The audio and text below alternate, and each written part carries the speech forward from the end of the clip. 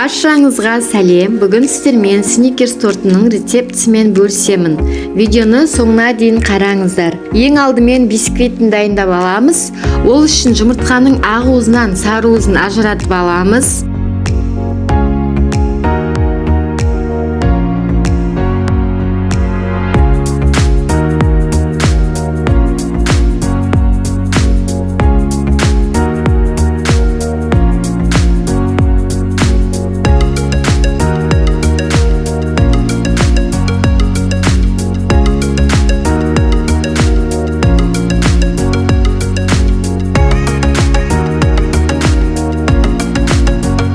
Қайсысына қанттың жартысын саламыз.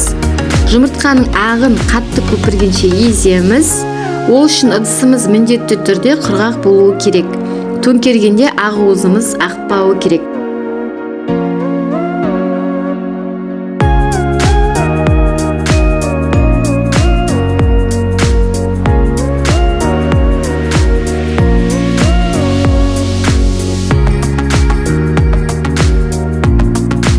Енді сарысын миксерлейміз.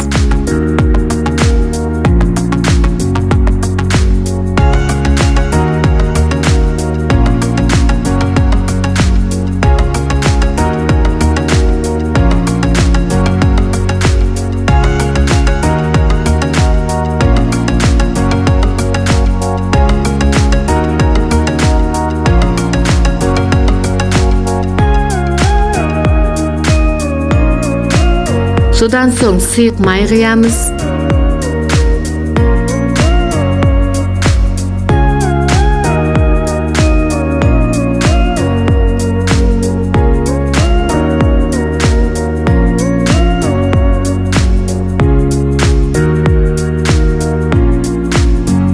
Ситадан өткізіп, ұн, какао, қопсытқыш қосып миксерлейміз.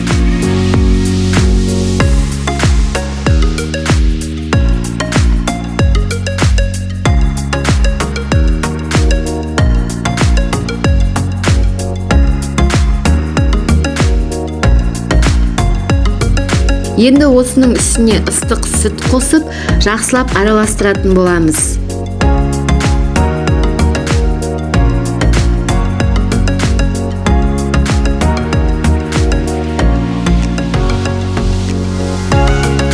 Осыған ақ уызымызды бөліп қосып, астынан үстіне қарай жайлап араластырамыз.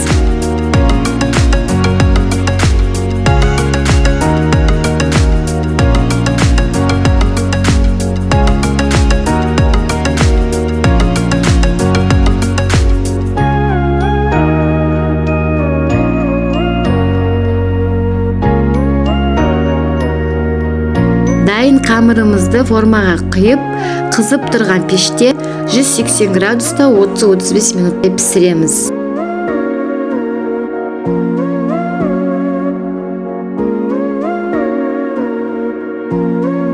Піскен бисквитімізді 3 бөлікке бөлеміз. Енді тортымызды жинаймыз. Алдымен кремін дайындап аламыз. Ыдысымызға салқын кілегейді құйып, қоюланғанша миксерлейміз. Үстіне қант ұнтағын қосып, тағы араластырып, творожный сыр қосып, әбден араластырамыз.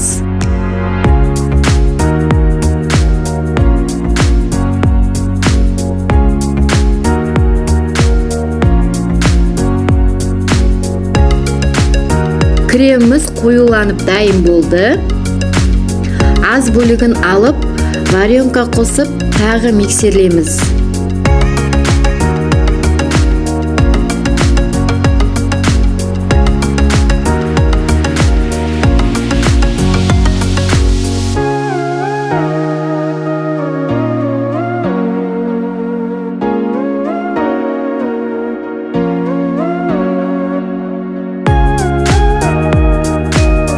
Корждың үстіне кремімізді жағып,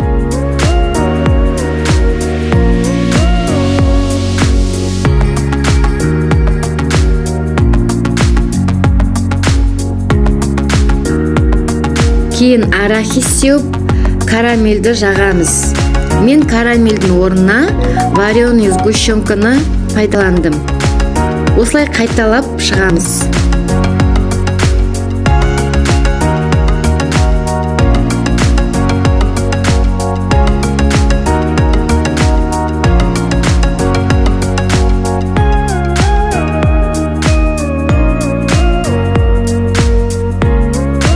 Тортымыз бир нече сагатка тоңазыткычка салып коябыз.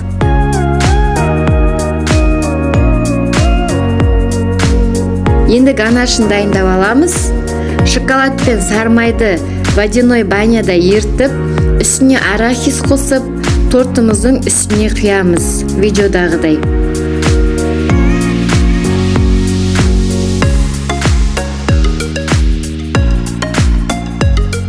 Бізде бетіндегі ганашы қату керек. Сол үшін тоңазытқышқа 1 сағатқа қоямыз. Дәмі сөз жоқ, кәдімгі сникерс шоколад сияқты өте дәмді. Міндетті түрде дайындап көруге кеңес беремін. Парақшамда әлі де торттардың рецептлері болады. Жіберіп алмас үшін тіркеліп қарасаңыздар болады.